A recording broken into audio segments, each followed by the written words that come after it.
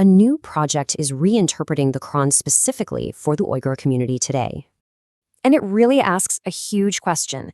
Can an ancient text guide a community's survival today? The creators put it simply. They want a Quran that tackles their community's problems head-on. So why is a new take even needed? Well, the issue they point to is tradition. See, for centuries, the Quran has been seen mainly through an Arab cultural and historical lens. And this chart really lays it out. There's a major disconnect between the old focus and modern needs. To bridge this gap, a new initiative called the Quran Bayan Project was created.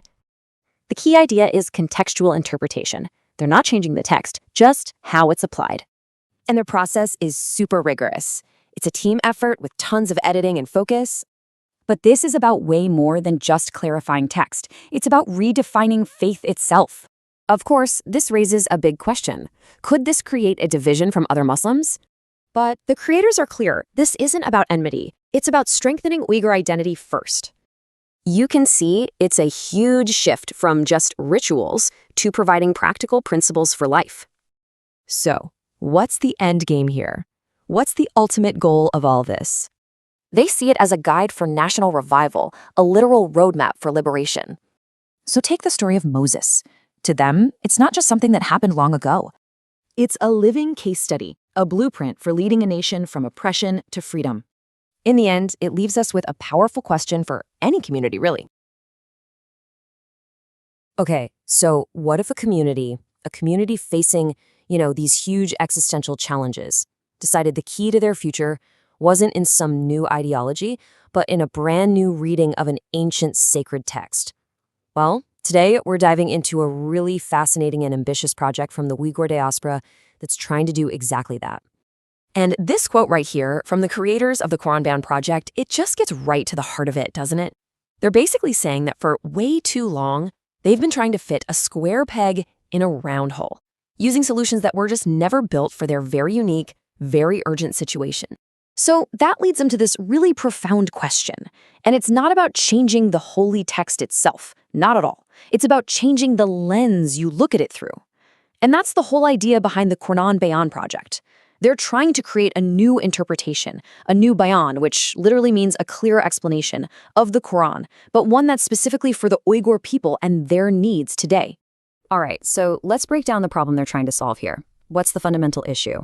Well, according to the project's creators, for centuries, the main way the Quran has been understood, it's been shaped by a very, very specific point of view.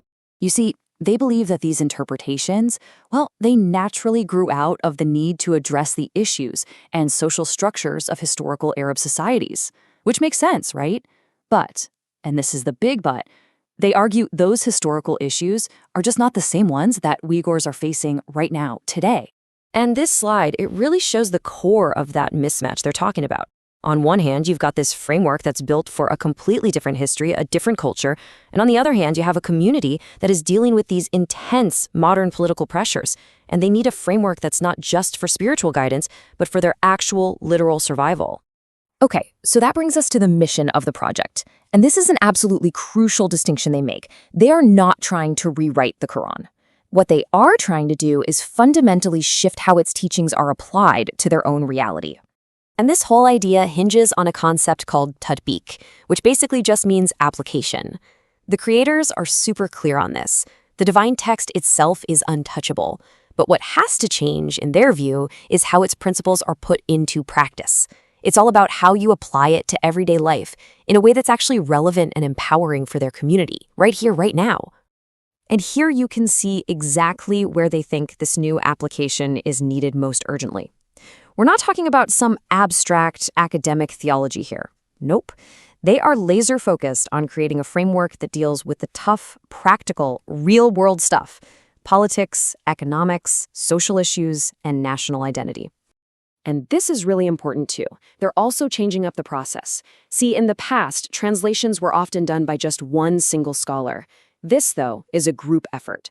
The idea is that by working together as a team, they can create something that's way more accurate, more balanced, and that truly represents the community, something that's free from any one person's individual slant or bias. So the big question is, how are they actually going to do this? Well, their roadmap shows that this project is way bigger than just a book. We're talking about an entire curriculum, a whole series of lessons designed to basically reground their entire community in this new understanding. And this planned series, wow, it's incredibly ambitious. They start really broad, looking at the history of belief itself. Then they zoom in to identify the core, universal principles inside the Qur'an. From there, it's on to specific case studies, like they'll analyze the story of Moses to find lessons on leadership for a nation in crisis. And then it all comes together at the end, culminating in a practical blueprint for how to apply all these principles to build a modern, just society. So all of this work, right, this massive reinterpretation, this whole curriculum, it's all pointing toward one huge ultimate goal, the revival and the strengthening of a distinct Uyghur national identity. Of course, a project like this is going to raise some questions. You might be wondering, wait, by creating a distinctly Uyghur interpretation, aren't they trying to cause a division or create friction with the wider Muslim world? It's a fair question, and thankfully, the creators address it head on. And their answer is really interesting. The way they frame it is key. They point out that the Prophet's message originally helped to unify all these separate Arab tribes into one cohesive people. So they see their work as being very similar. They're using that same universal text to help Uyghurs strengthen their own unique identity for their own time. It's not about opposing anyone else. And they're super explicit about this. Their focus is completely internal. This is about building up their own resilience, reinforcing their own cultural and spiritual foundations so they can face the challenges ahead. They state it very clearly. This is not about creating enemies, not with Arabs or any other group. And so all of this leaves us with the central, really provocative question at the very heart of the Qur'an Bayan project. For a people facing such immense pressure in the 21st century, can a new way of understanding a 1,400-year-old text actually provide a real, viable path to national survival and even revival? I guess the answer is something that's only going to unfold as this project moves forward. Welcome back to the deep dive. Today, we're going to talk about something we usually handle, very carefully. We're talking about religious texts. Right. Sacred ground. Exactly. And usually when we discuss scripture, whether it's the Bible, the Torah, the Qur'an, it gets put in a very specific box. It's about your soul, the afterlife, personal morality. The basics. Be a good person, pray, hope for the best. It's framed as a private affair. A private affair. That's the perfect phrase. But what happens when a community is facing an existential threat? What happens when private affairs don't really matter because you might not have a home to be private in anymore? The whole framework collapses. It does. And that's where our source material comes in today. We're looking at something fascinating and, to be honest, pretty radical. It's a transcript from a Uyghur diaspora program called Qur'an Bayan Muqaddim, which translates to Introduction to the Qur'an Explanation. And this is not your typical sermon. I mean, not at all. It's a conversation between a moderator, a man named Amajan, and a scholar, Ustaz Abdulaziz. And their core argument is, well, it's that the Qur'an isn't just a prayer book. Not even close. They're arguing it's a literal manual for nation building, a political constitution, a survival guide for a people living under, the most intense oppression imaginable. It's a pivot that just completely reframes the entire text. They're not asking, how do I pray correctly? They're asking, how do we as a people survive? And they're claiming the answers have been in the book this whole time. Hidden by centuries of bad translations, cultural baggage, and what they call a fundamental misunderstanding of the book's purpose. So that's our mission for this deep dive, to unpack how this group of scholars is attempting to retranslate and reinterpret their holy book to solve the very specific, very modern crises facing the Uyghur people. And the crisis isn't just external. We all know about the external threat. But what these speakers, Ahmadjan and Ustaz Abdulaziz, are pointing to is an internal crisis. A crisis of the soul. A crisis of understanding. They see this huge gap between the religious texts their people revere and the brutal reality they're living in. They believe the community has been reading their own manual wrong for a very, very long time. That's an incredible claim to make. You've been doing it wrong for hundreds of years. It's a huge claim. But they back it up. They argue previous translations were done by individuals, so they were full of personal biases and just plain errors, or they were too focused on an Arab context that doesn't fit the Uyghur situation. And we're going to get into some of the aha moments from their analysis, things like why they believe the very concept of worship has been mistranslated for centuries. And how they radically redefine who the enemy is. It's not who you might think. Also how they view the prophets. Not as these serene, otherworldly figures, but as hardened political leaders, as liberation strategists. It's a theological insurgency, really. Let's start there, with the project itself, because this isn't just one scholar in a dusty library. They make a huge deal about the how, about the structure. They call it a collective intellectual insurgency. They do. And this is probably the first major break from tradition.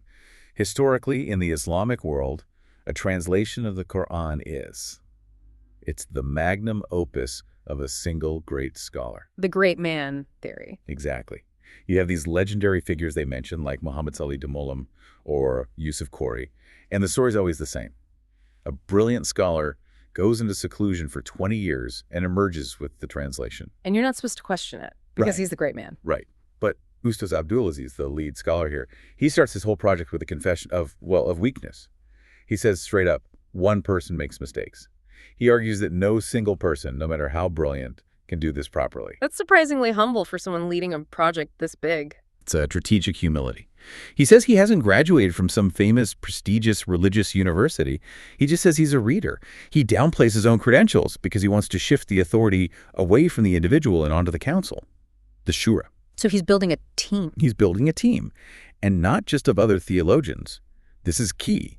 He is explicitly calling for literary experts, for linguists, for historians to join the project. Okay, the linguist part is interesting. I mean, if you know what the Arabic says isn't that enough, why do you need a language expert? Because the goal isn't just to convey information. The goal is to save a nation. Yeah. And part of that is saving the Uyghur language itself, which is under threat. So a clunky translation actually damages the culture. Massively.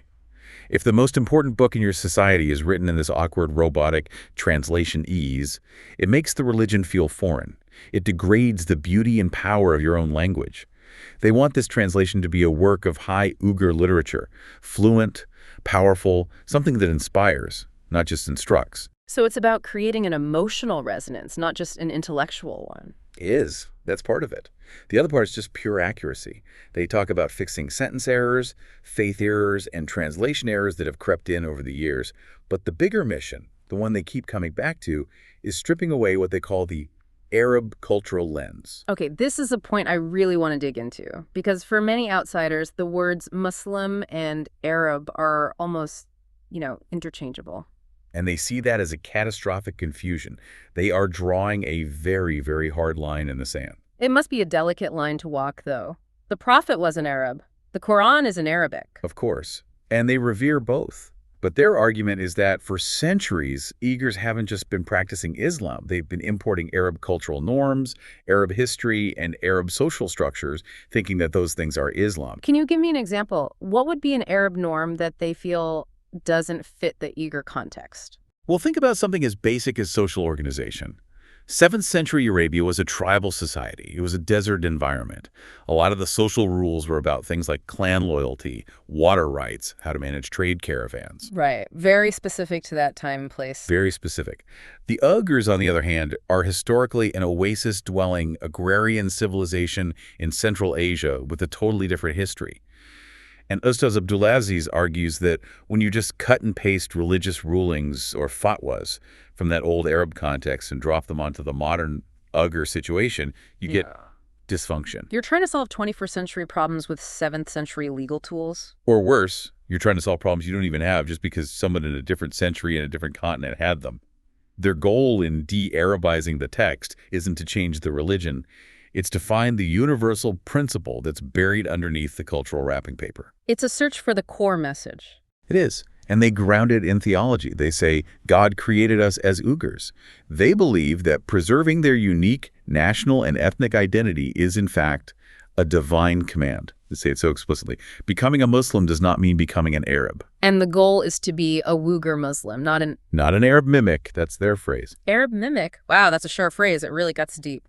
And it leads directly into their critique of how the community is currently practicing the faith. They use this analogy that is, it's just so vivid, the Lagman analogy. A Lagman analogy. Yeah. For anyone listening who doesn't know, Lagman it's the signature Uyghur dish. Hand-pulled noodles, meat, vegetables. It's hearty. It's sustenance. It's core to the culture. Right. And the moderator, Imagine, he says, Our people are swallowing lagman without chewing. It's such a visceral image, isn't it? Just gulping down this dense food. You can almost feel it in your stomach. It's a metaphor for what they call tackled blind imitation. He's saying that people are just consuming religious teachings, sermons, traditions, without any critical thought. They're swallowing it whole because of what he calls the heavy pressure of tradition or social expectation. Yeah. They don't stop to ask, why are we doing this? Or does this actually make sense for us right now? They just swallow. And the result isn't nourishment. It's spiritual indigestion. It's paralysis. That's their argument. If you swallow the lagman without chewing, you don't get the nutrition from it. And they believe this unchewed religion has made the people passive and fatalistic. And the biggest, most indigestible piece of lagman they've swallowed is the very definition of worship. The word iba. Exactly, ibadah. If you ask most religious people what worship is, they'll give you a standard list. Prayer, fasting, pilgrimage to Mecca, giving charity. The 5 pillars of Islam. The famous 5 pillars. Yeah. And what these scholars are saying is, that's not wrong, but it's dangerously incomplete. Incomplete how? Ustaz Abdulaziz argues that the community has reduced this grand concept of worship to mere ritual. He calls these things individual acts. My prayer is good for my soul. My fast is about my personal discipline. But he then asks the devastating question, what about the nation? What about the collective? He's trying to expand the definition beyond personal piety. He's blowing it wide open. He says true ibadah, true worship, includes everything that serves and builds the nation, establishing justice, solving social problems, building a functioning economy, creating a civilization. So, under this definition, an engineer building a bridge is performing an act of worship. If he's doing it to strengthen his nation, yes. A teacher educating the next generation is in a state of worship. He says, and this is a paraphrase of a very powerful line, you can pray 24 hours a day, 7 days a week. You can be the most pious individual on earth. But if your nation is being destroyed and you do nothing to stop it, you are fundamentally misunderstanding the point of the Qur'an. That is a massive, massive shift. It takes worship out of the mosque and puts it into the marketplace, the school, the government. It erases the line between the sacred and the secular. If a strong defense is necessary to protect your people from genocide, then military strategy becomes an act of worship. It reminds me a bit of, the Protestant work ethic. This idea that your worldly vocation is a divine calling. They actually make a comparison to the Protestant Reformation, don't they? They do, very explicitly. They say Europe spent 150 years going through its Reformation to break the stagnation of the medieval church and unleash the power of its people. And they see this project, this Qur'an Bayan, as the very beginning of a similar Uyghur Reformation. 150-year project. That's how they're framing it, which is incredibly ambitious, but it's also realistic. It's an admission that this isn't a quick fix. You're not going to translate a few verses and suddenly achieve independence next year. No, this is generational. They're trying to fundamentally rewire the software of the Uyghur mind. That's a perfect way to put it. They're trying to build a new operating system. And a key part of that new OS is how they view leaders, the prophets. I mean, usually when we hear stories about Moses or Muhammad, it's the Sunday school version. Miracles, revelations, a lot of preaching. Very sanitized. Very. Yeah. But this project looks at them as, well, as political revolutionaries, as nation builders. This is where their analysis gets really gritty and practical. Let's take Moses, or Musa, as he's called in the Quran. In their reading, the story of Moses and Pharaoh is not primarily about monotheism versus polytheism. It's not about religion. The theme isn't religion, it's liberation. It's about freedom versus tyranny. It's a political struggle. It's a political liberation struggle, explicitly. On one side, you have the children of Israel. They are a slave class. They've been oppressed for generations. They have, as the speakers say, a slave mentality. They've lost their dignity, their courage. And on the other side is Pharaoh, the totalitarian dictator. The absolute ruler who controls not just their bodies through forced labor, but their minds through propaganda and fear.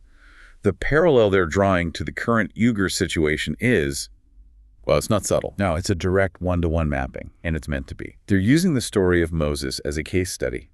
How do you organize a terrified, broken people? How do you instill hope and courage into a population that has been psychologically beaten down for so long? There's a specific scene they zoom in on that I think is just, the psychology of it is incredible. The story of Pharaoh's magicians. Yes, this is a crucial moment for them. So in the story, Pharaoh is challenged by Moses, and to prove Moses is a fraud, he summons all the best magicians in the land for a public showdown. And we shouldn't think of these guys as like pulling rabbits out of hats. No, not at all. Think of them as the state's intelligentsia. They're the regime's propaganda wing. They're the ones who create and maintain the illusion of Pharaoh's power.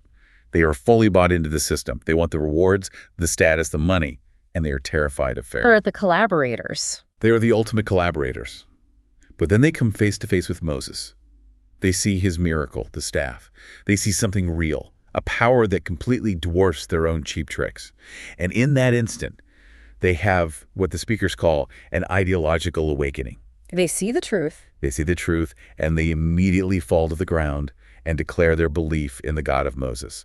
They switch sides right there in front of everyone. And Pharaoh predictably loses his mind. He goes ballistic. He threatens them with the most sadistic torture imaginable. He says, I will cut off your hands and your feet on opposite sides, and then I will crucify you on the trunks of palm trees. It's a threat of complete and utter annihilation. This is the moment of truth. This is where the slave mentality kicks in, and you're supposed to beg for your life. That's what a slave would do. That's what a collaborator would do. But the magicians, having had this awakening, they look the tyrant right in the eye. And they say, do whatever you want. It doesn't matter. You can only judge us in this short life. We are now aiming for an eternal one. The fear is gone. The fear is gone. That's the switch. That is the mental reformation that this project is trying to spark. In a single moment, these men transformed from terrified servants of the state into fearless martyrs. And the speakers ask why? What changed? Their worldview, their frame of reference. Their entire hierarchy of fear was inverted. They realized that the tyrant is temporary and small, and God is eternal and great. Ustaz Abdulaziz uses this story to argue that the only way to break the psychological chains on the Uyghur people is through this same theological awakening. He's effectively saying, you are afraid of the oppressor because on some level you still believe in his power. The moment you truly believe in God's power, the oppressor becomes insignificant. It's psychological warfare deployed through scripture. He's trying to engineer courage. He's trying to heal the collective trauma of a nation by giving them a new way to measure fear. And then they take the same lens and apply it to the Prophet Muhammad. And this next part, I have to admit, it really made me sit up. The scholar, Ustaz Abdulaziz, makes a direct comparison between the Prophet Muhammad and Mustafa Kemal Ataturk. I know, it's a shocking comparison. For anyone listening who might not know, in much of the conservative Islamic world, Ataturk is, well, he's seen as the great villain. The arch-secularist. He abolished the caliphate. He suppressed religious expression in public. To compare him to the prophet is... It's like comparing the Pope to Martin Luther, but maybe even more jarring. For a religious scholar to do this is almost unheard of. So what's the angle? Is he just trying to be provocative? I think he's trying to jolt his audience awake. He's making a very specific point about competence and statecraft. He basically says, okay, put aside your feelings about Ataturk's religious policies for 1 minute. Just look at the man as a political operator. Look at the mechanics of what he did. Which is what? He took the smoking ruins of the Ottoman Empire, a totally defeated, demoralized, multi-ethnic mess, and he forged a modern, unified nation-state out of it. He created a new Turkish identity from the ashes. He built institutions, an army, a government that functioned. And the argument is that Prophet Muhammad did the same thing for the Arabs. That's the argument. He says, look, before Islam, there was no such thing as an Arab nation. There was just a collection of warring tribes in the desert. The Ghassanids were proxies for the Roman Empire. The Lakhmids were proxies for the Persian Empire. They were just pawns in other people's games, killing each other. And Muhammad came and unified them. He unified them. He gave them a single identity, a single legal system, a single purpose. He turned them from a backwater periphery into the center of a new world power. So he's not analyzing the prophet as his mystic or a preacher. He's analyzing them as a master statesman, a strategist, a unifier. Like a CEO of a nation. Yeah. Exactly. He's looking at the historical records, the Constitution of Medina, the treaties he signed. He's asking, how did he build the hardware of his state? And the comparison to Ataturk, as shocking as it is a way of screaming at his Uyghur audience. We need to get serious about this. We need a unifier. We need a system. We need a strategy. We can't just pray and wait for a miracle. We have to start building the institutions of our future nation now. It's a call to professionalize the national movement, to think like state builders, not just rebels. Exactly. And that strategic thinking leads directly to the way they structure the translation project itself, because they're not just going through the Qur'an from front to back, chapter 1 to chapter 114. No, they're translating it chronologically. Yeah. In the order, the verses were actually revealed over 23 years. Which is a completely different order from how the book is traditionally arranged. The standard Qur'an is arranged mostly by the length of the chapters, from longest to shortest. But the revelations happen in a specific historical context, and they believe that sequence is the key.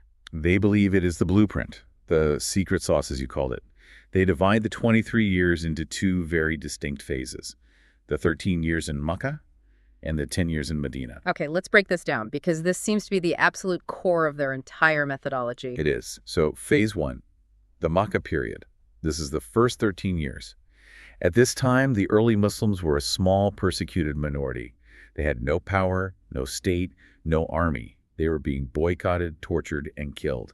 A situation that sounds very familiar to their audience. It's a mirror image of the Uyghur situation today.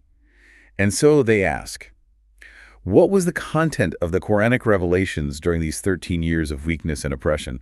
What was God telling them to focus on? And it wasn't laws about governance or warfare? Not at all. There are almost no laws in the Makkah verses. The entire focus, they argue, was on one thing, building the human. That software update we were talking about. The software update. Yeah. The verses from this period are all about establishing basic principles, human equality, the idea that a slave is equal to a nobleman in the eyes of God, human rights, social justice for the poor and the orphan, and crucially, a heavy, heavy focus on the afterlife, on heaven and hell. Why was that so important, the focus on the next world? Because it builds resilience. If you are being persecuted and you believe that this life is all there is, you will eventually break. You'll despair. But if you believe that ultimate justice will be served in the next life, that your suffering has meaning, you can endure anything.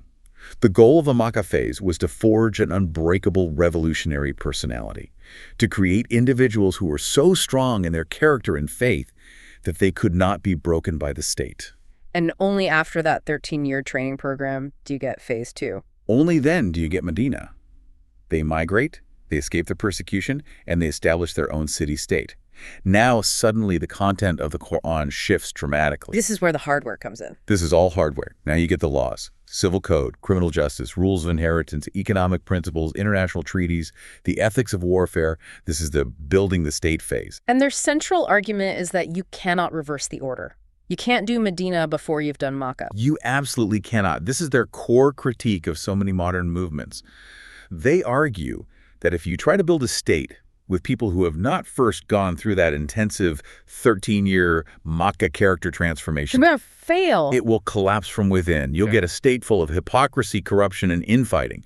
You'll have people who follow the laws only when the police are watching, because they don't have that internal moral compass that was supposed to be built during the Makkah phase. This feels like a very pointed critique, not just of past Uyghur independence movements, but maybe of broader Islamist movements that tried to jump straight to declaring a caliphate without first doing the hard work of building up the people. Oh, it's a direct shot at that way of thinking.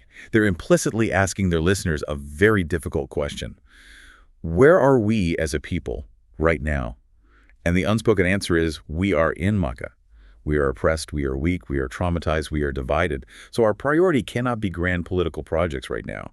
Our priority must be rebuilding the human capital, rebuilding the dignity, the character, and the unity of our people. So for the first few years of this translation project, they're not even going to be talking about law or politics. Probably not. They'll be focused entirely on the Moroccan verses, on ethics, resilience, faith, and patience.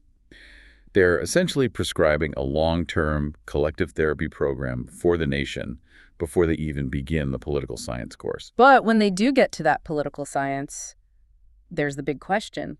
The elephant in the room for any movement like this.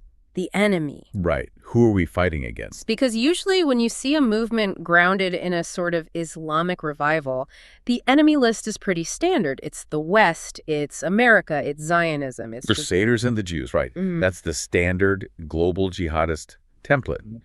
And these scholars, they take that template and they just rip it to shreds. They explicitly say, our enemy is not the West. Our enemy is not the Jews or the Christians. They couldn't be clearer on this point. They utterly reject the idea of a global civilizational war between Islam and everyone else. They say, we do not hate people simply because of their theology. Now, a cynic might ask, is this just good PR? Are they saying this to get sympathy or funding from Western countries? I'm sure there's a strategic element to it. It's certainly a very savvy political move. But they also ground it textually. They go back to the Qur'an itself to define who an enemy is, and they come up with a very specific, very narrow definition. Which is? The enemy is the one who invades your home, period. The one who expels you from your land. The one who actively attacks your religion and your existence. It's a purely political and defensive definition. So it's not about belief, it's about action. If you leave us alone, we are not enemies. Precisely. And you have to look at the brutal geopolitics of their situation. The Uyghurs are facing a global superpower, China. They cannot afford to make enemies with the rest of the world. If they start chanting death to America, they're finished.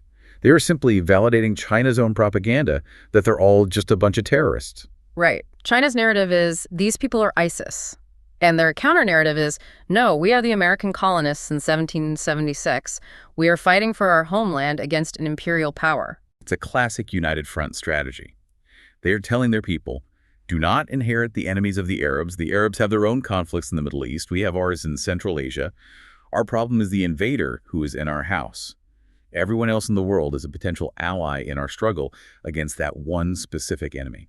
That's an incredibly sophisticated political distinction to make. It must take a lot of discipline to tell a young, angry person, hey, don't get worked up about news from Jerusalem. Focus on what's happening in Kashgar. It takes immense discipline. Yeah. And it all ties back to their primary focus on identity, this synthesis of the national and the religious. They talk about the failure of the short-lived East Turkestan republics in the 1930s and 40s. And they argue that one reason those states failed was because the people had a vague Islamic identity, but not a strong, concrete national one. That quote from earlier, God created you as Uyghur. That's the foundation. They argue that for centuries, if you asked a Uyghur, who are you? They would say, I am a Muslim. They wouldn't necessarily say, I am a Turk or I am a Uyghur.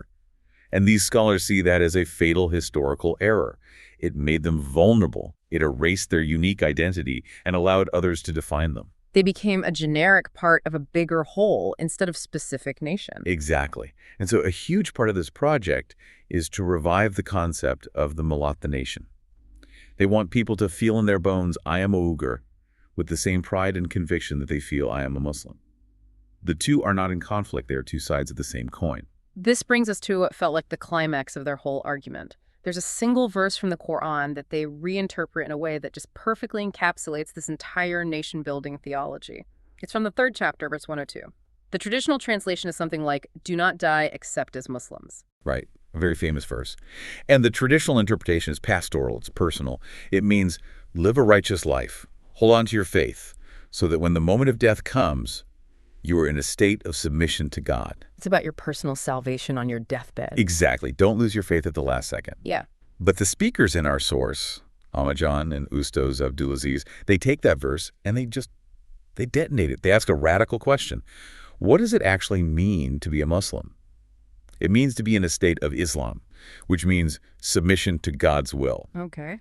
Then they ask the next question. Can a person truly be in a state of full submission to God if they are forced to live in a totalitarian atheist state that demands their complete submission to the party?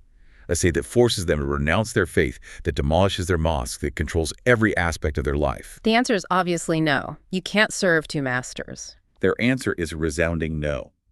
And therefore the command, do not die except as Muslims, is reinterpreted to mean something entirely new and political. It means do not allow yourself to die until you have established a state, a system, a society where it is possible for you to live and die as a true Muslim. Wow. So it changes from a passive spiritual instruction, die with faith, to an active political mandate. Refuse to die until you have built a free country. It transforms death from a state of being into a deadline for a political project. It tells the believer, you have a collective duty. Your generation has a job to do. You must build a structure of liberty and justice. And you are not permitted to give up. You are not permitted to die until that job is done. That's incredibly powerful, but it's also incredibly dangerous, isn't it? It is extremely dangerous. Let's just push back on that for a second. Isn't that politicizing faith to the absolute extreme? You're taking a verse that could bring comfort to a dying grandmother and you're turning it into a call for revolution. Doesn't that risk alienating huge numbers of people who just want to live in peace? It absolutely does. Yeah. And that is the inherent risk of any liberation theology, whether it's Christian, Jewish, or Islamic. When you decide that your sacred text is not just a book of comfort, but a sword for justice, you risk cutting yourself. And critics would absolutely argue that they are twisting the spiritual to serve the political. And what would their response be? Their response would be, we don't have the luxury of that distinction anymore. They would say, we are a people who are drowning. And when you are drowning, you don't care if the life vest is spiritual or political. You just need it to float. It's the theology of a state of emergency. That's exactly what it is. And that's why they end their introduction with such a powerful, almost desperate plea for unity. They know this interpretation is controversial. They know it will spark debate and disagreement. So they issue a stern warning against takfir.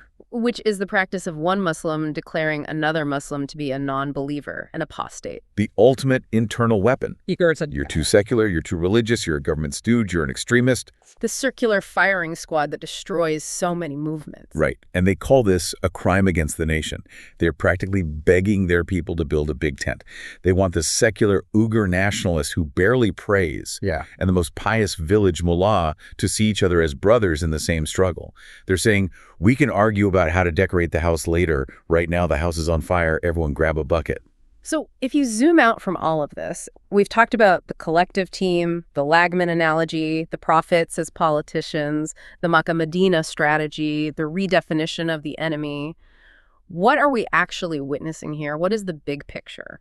I think we are witnessing a live experiment in intellectual and spiritual survival. Yeah. You have a nation that has lost its land, its physical freedom, its institutions. Everything in the material world has been taken from them. So what do they have left? Their book, their identity. The one fortress the invader can't easily bulldoze, their sacred text.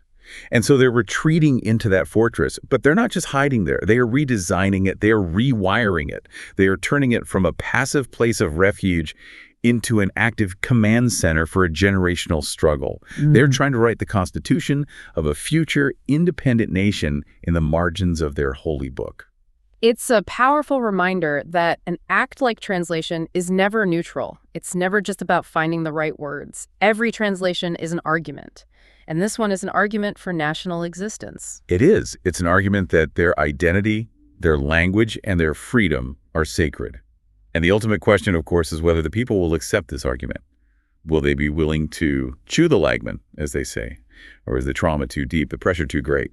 That's what we'll have to watch for in the years to come. It's an incredibly ambitious project, and one we will certainly be keeping an eye on as it develops. This was a heavy, deep dive, but a really important one. It really was. Thank you for helping us unpack all of that. And a final thought for you, the listener, to take away from this. The whole project is built on this Makkah-Medina framework. The Makkah phase is about building the internal resilience of the individual and the community. The Medina phase is about building the external institutions of a state. So the question is, where does the global Uyghur community stand right now? Are they, as these scholars suggest, still in their Makkah phase? And if so, what does that really imply for their strategy and their future in the immediate years ahead? Something to think about. Until next time. Welcome to The Critique. Today, we're looking at a transcript from a YouTube video, Introduction to Qur'anic Exposition by #Pidalier-Ekrani. It proposes a pretty radical shift, interpreting the Quran not just for personal piety, but as a direct framework for Uyghur nation building. It's ambitious for sure. You can really feel the urgency in it. It's heavy stuff. Let's get right into it. Yeah, let's. Right out of the gate, I felt this friction in how they set up their whole argument. Oh, interesting. What kind of friction? It's how they position this new political project against the more traditional spiritual understanding of Islam that their audience probably holds very dear. That is the perfect place to start. That's the central tension, isn't it? Moving from personal ritual, praying and fasting, to collective political action. Exactly. The speaker is very direct about it. They basically say, look, we've been praying for 100 years, and it hasn't solved our existential crisis. I remember that line, something about how standing for prayer day and night doesn't help the nation if the politics are missing. Right. And that's a fair point, isn't it?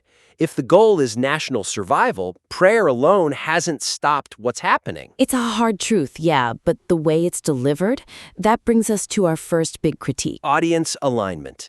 Yes, audience alignment and what we're calling the theological pivot. The material tries this radical move from ritual to politics, but it risks alienating its core religious audience. How so? By creating this false choice, this binary between worship and nation building. Okay, I think I see where you're going. You're saying it makes the audience feel like their past devotion was, what, a waste of time? Exactly. Imagine who's listening. It's likely a devout Uyghur person whose entire life, their identity, is wrapped up in those rituals. Mm-hmm. And then the speaker frames this new project as a corrective to mere worship, suggesting it had zero impact on the Uyghur problem. That's a really hard pill to swallow. It's telling them their spiritual life has been politically useless. Which could create a you versus us dynamic right away. But let me play devil's advocate for a second. Go for it. If they soften that message too much, don't they risk the audience just staying complacent? Don't you need to shock the system to get them to act? You can shock the system without devaluing their entire history. The weakness here is the dismissal of that piety. It just makes people defensive. So they shut down before you even get to the main point. Right. The listener's thinking, wait, my prayer is what kept me sane. If you dismiss that, you've lost them. So how do you thread that needle, move them to politics, but without trashing the ritual? You reframe it. The critique of ritual shouldn't be a rejection. It needs to be an evolution. That's the key. An evolution. Okay. Instead of saying, prayer doesn't solve our political problems, the argument becomes, prayer was the spiritual training ground. For the political discipline you need now. Exactly. For the discipline required to build a nation. Oh, that's so much better. It's a progression, not a correction. Let's use their own example. They talk about the Meccan versus the Medinan period. Right, Mecca being about spiritual building, patience, and Medina being about state building, law, governance. And they use that to say, we've done Mecca, now we need Medina. Yeah. But the way they say it sounds impatient. It sounds like, stop doing the Meccan stuff, it's not working anymore. Okay. The rewrite needs to frame that Meccan period, and by extension the listener's entire religious life, as the essential prerequisite. So the line isn't, we need to stop just praying. The line is, because you successfully completed the spiritual training of the Meccan period, you are now qualified to graduate to the heavy lifting of the Medinanan state-building period. Wow, that's brilliant. It turns their past devotion into a credential. Yes! It's like saying, you passed basic training, now here's your real mission, instead of, basic training was useless. Precisely. It validates their identity while pushing them where the speakers want them to go. It's a subtle shift, but it changes everything emotionally. It really does. Now, speaking of external influences, there's another elephant in the room here. The constant talk about Arabs. Yes, I noticed that too. Every few minutes there's a disclaimer. We aren't anti-Arab. Arabs are not our enemies. We don't want to divide the ummah. It felt like they were arguing against a point no one had made yet. It felt defensive. Hugely defensive. But hang on, isn't that necessary? I mean, given the geopolitics, if they don't say that, couldn't they be accused of trying to fracture the faith? I would argue it actually has the opposite effect. How? And this brings us to our second critique, tone and style regarding anti-Arab sentiment. The weakness is this preemptive defensiveness. Okay. By repeatedly denying they're creating division, they paradoxically draw a huge amount of attention to it. It's the whole don't think of a pink elephant problem. Exactly. The moment you say, I'm not trying to start a fight with the Arabs, all I can think is, wait, are we supposed to be in a fight with the Arabs? It signals insecurity in their own argument. Yes, it undermines the boldness of their entire project. If you are confident that the Qur'an supports Uyghur nationalism, you shouldn't have to apologize for it. So what's the suggestion? Just cut all the disclaimers? How do you handle the inevitable backlash? You don't ignore the Arab influence, you co-opt it. Co-opt it? You pivot from a defensive stance, what we are not, to an assertive one, what we are. Okay, so you focus on pro-Uyghur agency instead of denying anti-Arab sentiment. And you use their own evidence to do it. You mentioned the Prophet uniting the tribes? Yeah, the speaker points out he took warring Arab tribes and unified them under a state. That's the key right there. So you use that as the model. The rewrite should cut all that we are not enemies language. Instead, you frame the Arab experience as the blueprint. Ah. The phrasing becomes something like, just as the Quran empowered Arabs to transcend tribalism and build a state, this commentary will explore how it empowers Uyghurs to do the same. I love that. It positions the Uyghur project as the spiritual successor to the Arab success story. It says, we respect what you did so much. we're going to follow that model for ourselves. It turns a potential critic into a case study. It's not us versus them, it's we're doing what they did. That is agency, not apology. And it's a lesson for anyone writing a manifesto like this. Be the protagonist of your own story, not the antagonist of someone else's. Exactly. Now let's get into the core of their argument, this whole leadership concept. Yeah, they use Moses and Muhammad as the ultimate archetypes. Moses facing Pharaoh, Muhammad building Medina. Very epic stuff. It is. But after listening to it all, does the listener actually know what a Uyghur leader should look like today? And that is the gap, which is our third critique. Clarity and the definition of leadership. The material leans so heavily on these ancient archetypes. But it fails to operationalize the concept for the modern Uyghur context. Yes, the weakness is historical abstraction. It's so easy to nod along to the story of Moses. We all agree he was a great leader. But it's much harder to look at a community leader in the diaspora and know if they are acting like Moses. It just ends up sounding more like a history lesson than a political roadmap. But isn't that the point of religious exposition? To tell the stories and trust the audience to connect the dots? That's a huge assumption when you're trying to build a nation from the ground up. It's like reading a biography of Steve Jobs to learn how to run a startup, but you only read the parts about him wearing turtlenecks. Ah, that's a great analogy. You need the business plan, not just the aesthetic. You need the mechanics of how he led applied to your situation now. So instead of just retelling the story of the Medinan state, they need to extract the KPIs of that state. Exactly right. The suggestion is to create a specific leadership criteria checklist based directly on the Qur'anic evidence they're already using. Okay, like they mention a leader's Qur'anic duty is to feed the hungry and provide safety. Yes, but they state it as a historical fact. The prophet fed the hungry. Great. So the rewrite needs to turn that into an audit. An audit, yes. It should ask the listener, does our current leadership structure meet the Qur'anic requirement of economic security? If a leader isn't providing a plan for physical safety, are they, according to these verses, illegitimate? Wow, that changes the tone completely. It turns scripture into a metric. It's a powerful shift. They mention the political, economic, and military spheres in the Medina verses. So don't just list them. Demand a plan for each. The text should effectively say, a Quranic leader must have a documented plan for the economic survival of the nation.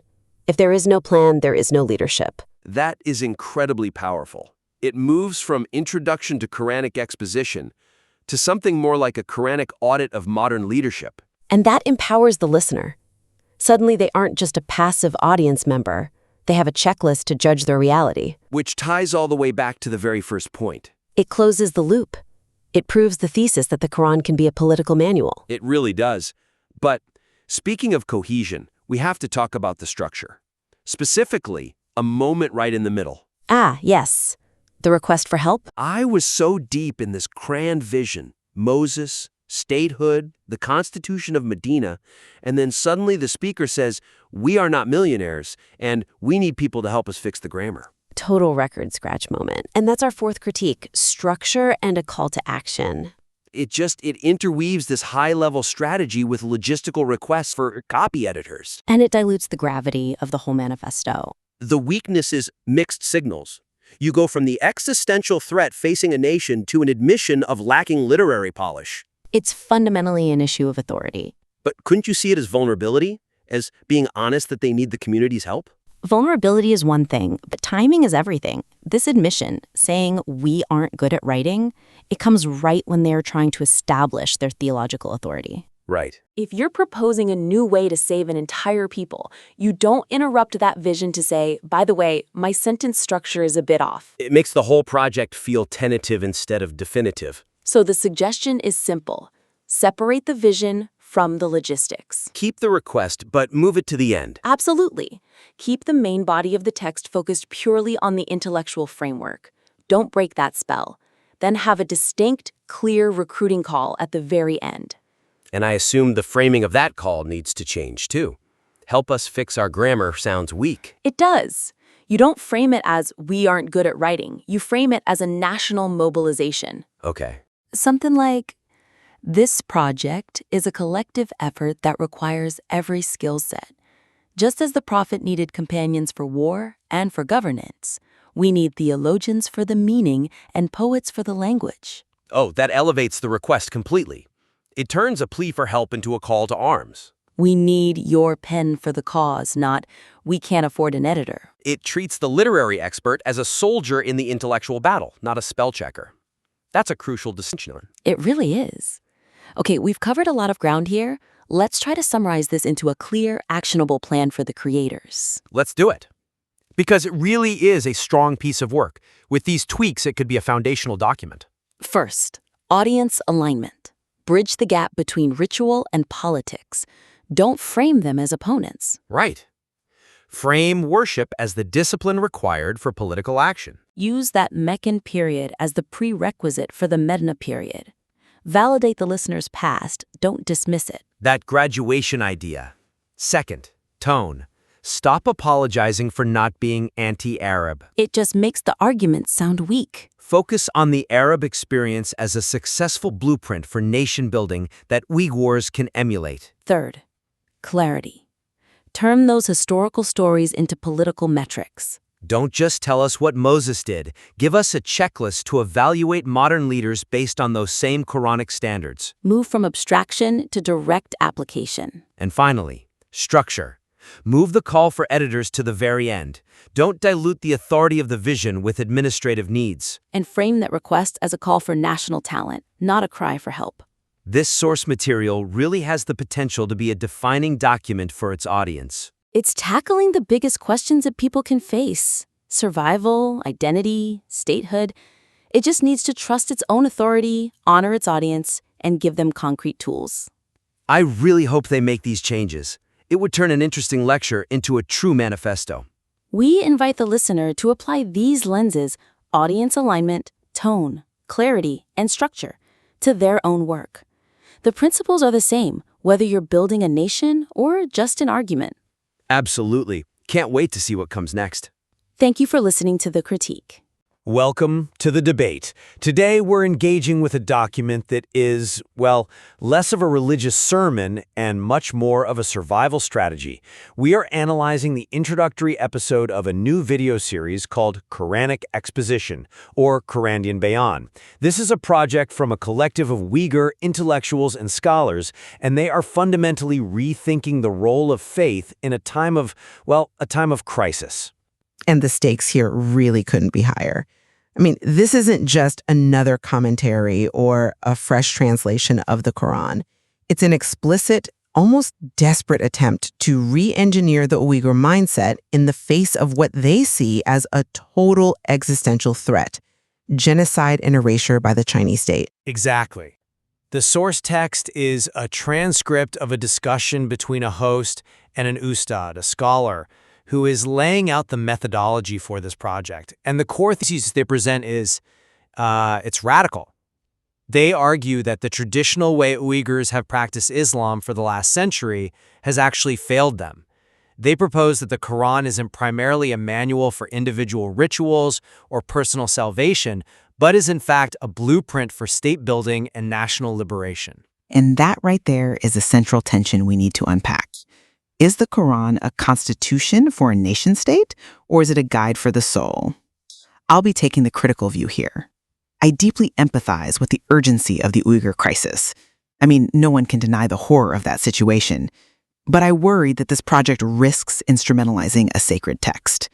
When you turn theology into political ideology, even for survival, you risk stripping it of its spiritual core. And I'll be advocating for the perspective of the source material. Their argument is that spirituality without political agency is what they call a slave mentality. I mean, if the Quran is the ultimate truth and the Uyghur nation is facing extinction, then the Quran must contain the methodology for survival. If the text doesn't help you survive as a people, they seem to be implying, then your entire interpretation of it is wrong. So let's start with their diagnosis of the problem, because it is blistering. The Ostaz is incredibly critical of the last century of Uyghur religious history. He doesn't pull any punches at all. No, he really doesn't. He describes the traditional religious focus on halal and haram. questions about what to eat, how to wash, the real minutiae of prayer, as a fatal distraction.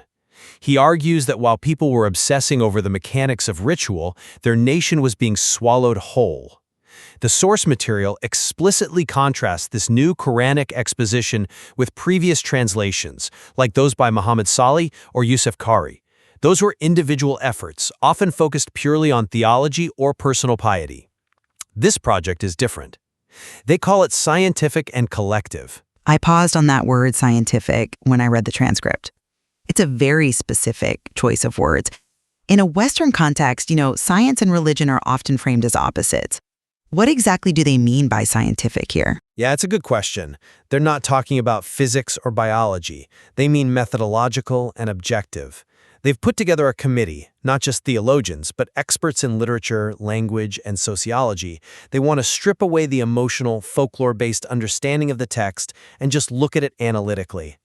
The insight here is that they view the Quran as a kind of sociological tool.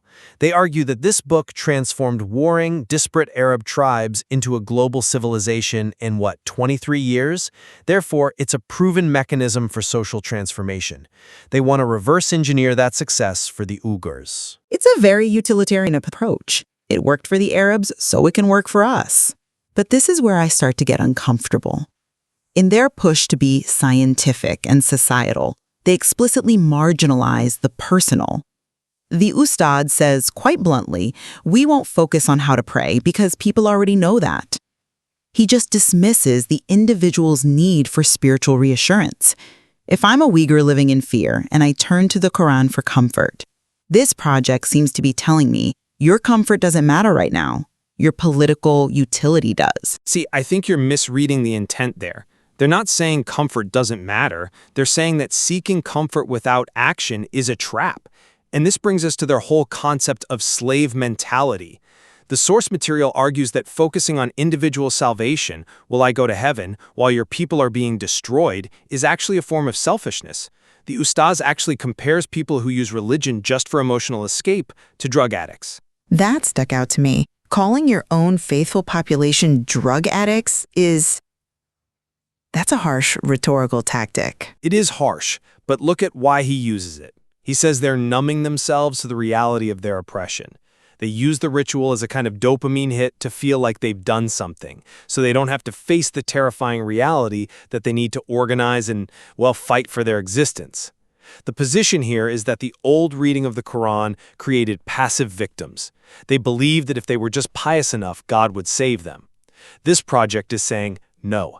God gave you the manual to save yourselves, and you ignored the chapters on leadership and war in favor of the chapters on ablution. They want to shift the mindset from waiting for a miracle to enacting a strategy. But by shifting that focus so aggressively, they fundamentally alter the religion. Let's look at how they handle the timeline of the Quran. They make a very sharp distinction between the Mecca period and the Medina period. Right, and this is crucial to their whole argument. For any listeners who might not know the history, the Prophet Muhammad spent the first 13 years of his mission in Mecca. He was persecuted, he had no power, and the verses from that time focus on faith, monotheism, and endurance. Then he migrates to Medina, and for 10 years he builds a state, an army, a legal system, a marketplace. The source argues that Uyghurs have been stuck in a Meccan mindset, just suffering patiently, waiting for the afterlife. This project argues that the real secret to power lies in those Medinan verses. And that is where the theological distortion happens, in my view. The traditional understanding is that Mecca and Medina are a continuum. Faith leads to society. You build the believer, then you build the state.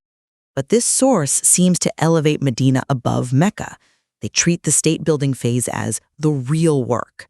The Ustad explicitly says that the Prophet didn't just teach people to say, La ilaha illallah.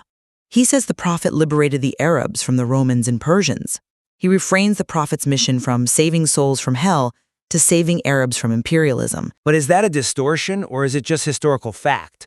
I mean, the Arabs were vassals to the Roman and Persian empires before Islam. They were economically dependent and politically fractured. The source argues that you can't separate the spiritual liberation from the political liberation. You can't worship God freely if you're a slave to a tyrant. Therefore, establishing political sovereignty is a prerequisite for true worship. They're arguing that you need a Medina, a state, to fully practice the faith. But listen to the comparison that Ustadz makes to drive this point home.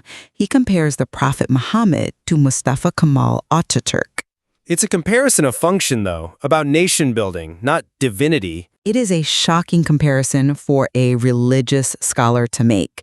Ataturk was a staunch secularist who dismantled the caliphate and removed religion from the public sphere in Turkey. Muhammad was the messenger of God. By putting them side by side as nation builders, the Ustaz is secularizing the prophet. He's suggesting that Muhammad's genius was in his political strategy, unifying the tribes, creating a flag, building an identity. If you view the Quran through that lens, it stops being a divine revelation and becomes Machiavelli's The Prince with a theological cover. It implies that the miracle wasn't the revelation itself, but the political success. I have to disagree with the idea that it strips the divinity. The source uses Ataturk because it's a reference point the audience understands, someone who took a broken people and forged a nation. But the distinction they make is that the prophet unified the people under God. The view from the source is that the Uyghur people are currently fragmented, tribal, and weak. They need a unifying force. And the only force powerful enough to bind them is the Quran. But it has to be a Quran that speaks to nationhood. They're looking for the methodology of power. If the prophet built a nation, then nation building is a sunnah, a religious tradition. Okay, but this leads us directly to the tension between nationalism and universalism. Islam is generally understood as a post-national faith. The Ummah transcends race and borders. Yet this project is explicitly ethno-nationalist. They want to use the Quran to define Uyghurness. They tackle this head-on. The source states very clearly, Islam does not equal being Arab. And this is a massive point of friction. For decades, there's been this cultural conflation where becoming a better Muslim meant adopting Arab clothing, Arab mannerisms, Arab culture. The Ustad argues this is a mistake. He says God created nations to be distinct, and he cites the verse about tribes and nations. He argues that losing your national identity, becoming some generic Muslim, is actually a sin against God's design. There's a contradiction in the text, though. They say the Arab is not our enemy, and they want to avoid conflict with the Muslim world, but in the same breath, they frame Arab culture as something that has to be purged to find true Uyghur identity. It feels like they're isolating themselves. If the Uyghurs are facing a genocide, don't they need the support of the global Muslim community? Alienating them by rejecting their cultural hegemony seems strategically risky. I think you're missing their geopolitical reality. The Islamic world hasn't saved them. The source explicitly mentions the silence of the Muslim world. So the logic is, we tried being part of the global Ummah, and they left us to die. We have to rely on ourselves. The rejection of Arab culture is about self-respect. The Ustaz says, if you call yourself a Uyghur, you must live with the spirit of a Uyghur. They're trying to forge an identity that is resilient enough to stand alone if necessary. They are distinguishing between the faith of Islam, which they keep, and the culture of the Arabs, which they discard. That isolationism is tragic, even if it is forced. But let's look at the figure they turn to for this resilience. It's not just Muhammad. The project has a heavy fascination with Moses, Musa. Yeah, this was one of the most insightful parts of the transcript for me. They point out that Moses is the most cited prophet in the Quran, and they ask why. Because his story matches the Uyghur story perfectly. He wasn't just a preacher, he was a liberator. He faced a genocidal tyrant, Pharaoh, who was killing male children and enslaving the women. That mirrors the Chinese state's policies in Xinjiang almost exactly. It does resonate, but the Ustad admits something very telling here. He says they are not interested in historically proving the stories of Moses. They're interested in the religious logic. Well, what's wrong with that? Isn't religious logic the point of a religious text? It confirms that they're cherry-picking. They're scanning the Quran for a hero's journey narrative that fits their political needs. They focus on Moses the liberator, not Moses the lawgiver or Moses the mystic. They're asking, Hadn't Moses convinced a fearful slave population to follow him into the desert? They're treating the Quran as a manual on leadership psychology. Because they need a leader. The source material asks this haunting question: why are we still slaves? And their answer is that they lack the quality of leadership that Moses possessed. They're using the text to train the next generation of leaders. They are trying to decode the software of liberation. I mean, if you are drowning, you don't read a book on the chemistry of water. You read a manual on how to swim. They are treating the Quran as a manual on how to swim against the tide of history. The Ustaz makes the point that Moses had to deal with the people who had that slave mentality, who wanted to go back to Egypt because it was safer. That is exactly the struggle the Uyghur intellectuals feel they're having with their own people. But if you teach a generation that the Quran is a book about fighting pharaohs, what happens when, God willing, Pharaoh is defeated? You've created a theology of emergency. When the emergency passes, does the religion just collapse? We've seen this before in other revolutionary movements. When religion is fused entirely with political struggle, the spiritual exhaustion that follows can be devastating. If the political project fails, does the believer lose their faith? The source does address this by looking at the long game. They talk about legacy. The host and the Ustaz both acknowledge that they might not finish this project. They might not see the victory. But they want to leave a scientific foundation for the next generation. They're trying to correct the intellectual trajectory of the entire nation. They argue that the old way, the passive ritualistic way, led them to the precipice of extinction. They have to try something new. And they give them credit for their intellectual bravery. They know this will upset the traditionalists. They explicitly warn against fitna, internal division, right at the end of the discussion. They know they're walking a razor's edge. I mean, they're telling grandmothers that their prayers might be insufficient and telling young men that their duty is statecraft, not just scripture. And they justify it with a profound idea: die as a Muslim. They argue that this command implies living in a Muslim environment where God's laws can be enacted. If you allow the state that protects that environment to be destroyed, you've failed in your religious duty. Therefore, building this state becomes the ultimate act of worship. They are essentially saying that without political power, your religion is incomplete. The faith sits in the heart of the believer, regardless of the state. A Muslim can be a Muslim in a prison cell. By tying the two so tightly together, they are making a massive gamble. They are, in essence, betting the validity of the faith on the success of the nation. It is a gamble. But let's summarize the position of Qur'an and Bayan. This is a project born of trauma and necessity. They are trying to strip away cultural accretions, reject passivity, and use the Qur'an to build a modern, resilient Uyghur national identity. They believe that without this reformation, the Uyghur people will cease to exist.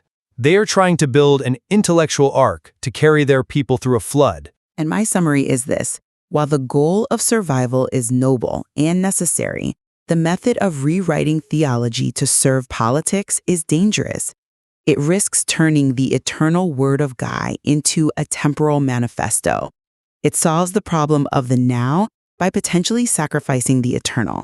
It's asking the believer to trade their prayer rug for a flag. That might save the nation, but it changes the soul. It forces us to confront a difficult reality, doesn't it? Can a people facing genocide afford the luxury of a purely spiritual religion? Or does the sacred demand political action when survival is at stake? It's a question that Uyghur intellectuals are answering in real time under immense pressure. And frankly, it's a question that challenges all of us to think about what we would do if our own existence was on the line. Indeed. And this Qur'anic exposition is their answer. It'll be fascinating to see how the community responds to this call for a scientific and national Islam. That wraps up our analysis for today. A heavy but necessary discussion. Join us next time on The Debate as we continue to dissect the ideas shaping our world. Goodbye.